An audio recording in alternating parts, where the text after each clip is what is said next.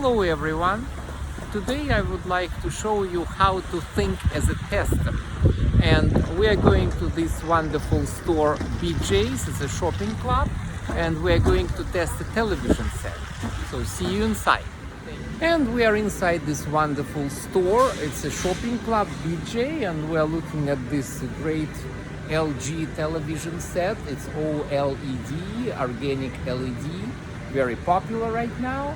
So if you are a tester, if you are thinking like a tester, there are several things that you can check about this television set. Actually, there are static requirements and dynamic requirements, functional requirements, right? So what does it mean? And how would you as a tester test this wonderful television set, right?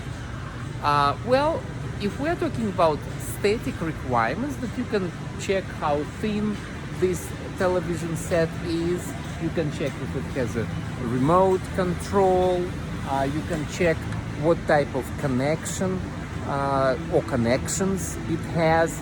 Does it have HDMI connection? How many other ports it has? Does it have digital input, output, and so forth? And then, if you are a good tester, if you are thinking like a tester, you would check functional requirements. Does it have correct volume buttons? Can you change the volume? Can you change interactive features? Can you switch channels? Can you start Netflix? And so forth. So this is how testers think, and this is what we teach on our course.